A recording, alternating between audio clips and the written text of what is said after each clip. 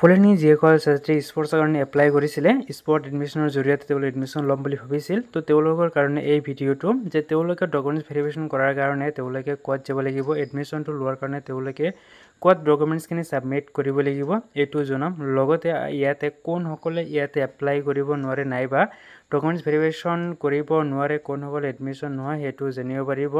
আপোনালোকে ভিডিঅ'টো সম্পূৰ্ণ শেষলৈ চাব সকলোখিনি আপোনালোকে বুজি পাব যে আচলতে ইয়াতে কোনসকলৰ এডমিশ্যন হ'ব আৰু কোনসকলৰ এডমিশ্যন নহয় কোনসকলে গুৱাহাটীত যাব লাগিব 2 তাৰিখত আৰু কোনসকলে যাব নালাগে গোটেইখিনি ডাউট আপোনাৰ ক্লিয়াৰ হৈ যাব তো ভিডিঅ'টো সম্পূৰ্ণ শেষলৈ চাব নিশ্চয় সকলোখিনি তথ্য আপোনালোকে বুজি পাব আৰু ভিডিঅ'টো ষ্টাৰ্ট কৰাতে ঘৰতে ৰিকুৱেষ্ট চেনেলটো ছাবস্ক্ৰাইব কৰিব আৰু যদি বেল আইকনটো প্ৰেছ কৰি দিব পৰৱৰ্তী ভিডিঅ' নটিফিকেশ্যন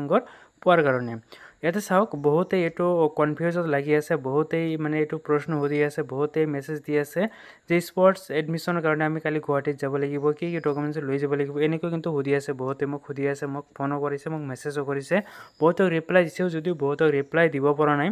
তো প্ৰথমে আপোনালোকে এইটো বুজি লওক যে ইয়াতে 2 তাৰিখত যিটো ডকুমেণ্টছ ভেৰিফিকেশ্যন হ'ব গুৱাহাটীত এইটো আপোনালোকে কোনসকলৰ হ'ব সেইটো আগতে জানি লওক এইটো চাওক যিসকলে অনলাইন এপ্লাই কৰিছিল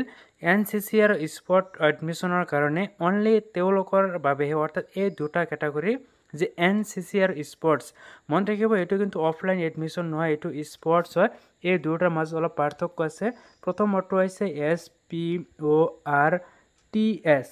চাওক TS যেটো TS আছে হেতু হৈছে যে অহাকালি তেওঁলোকে যাব লাগিব এটো ৰিজাৰ্ভেশন হয় আৰু SPOT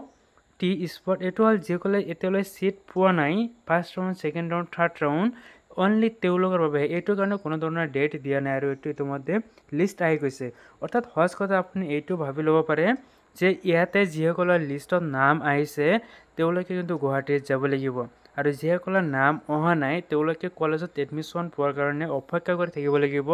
নোটিছ কেতিয়া আহিব কোন দিনা যাব লাগিব কি ডকুমেণ্টছ লৈ যাব লাগিব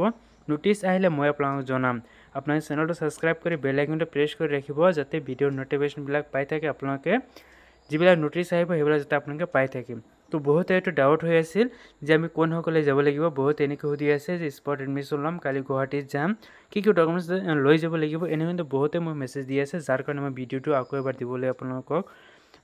মই চেষ্টা কৰিছো তো যিসকলে বুজি পোৱা নাই তেওঁলোকে তো কমেন্ট কৰিব মই নিশ্চয় কমেন্ট আনসাৰ দিবলৈ চেষ্টা কৰিম আৰু আপোনালোকে যদি বুজি পাইছে তেনেহলে ভিডিঅ'টো লাইক কৰিব চেনেলটো সাবস্ক্ৰাইব কৰিবলৈ নাপাহৰিব